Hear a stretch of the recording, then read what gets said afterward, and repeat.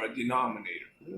It's almost always 99% of the time we use flour.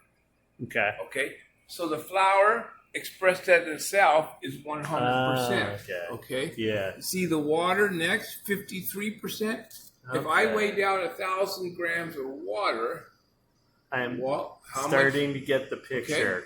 Okay. So it's always accurate. So 500 grams. 530. Yeah. Okay. Then the next kind of cool thing about this, if we add up all the percentages of all the ingredients. Oh, 530. Yeah. We get 100. That's 53. I thought you said 50. Okay. Okay. You get 177% if you add up all the total percentages. Got it. Then, if you take your desired weight, say you want 20 kilograms, divide it by 20 kilograms by 1.77, which is the total weight, right? Total percentage, sorry. You get a multiplier. Okay.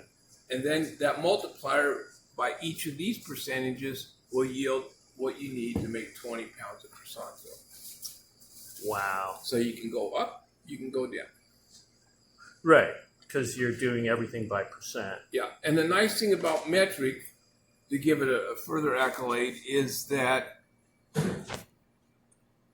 water, or anything with the same viscosity as water, 1 liter of water equals 1,000 grams of water. So the weight and the volume are equal. Did you know that? No, if I knew really it from cool science at So school when or you whatever. next I go forgot to it. Speedway and get a 1 liter bottle of Coke, you can just mess with the clerk and say, "I want 1,000 grams of Coke." Damn it!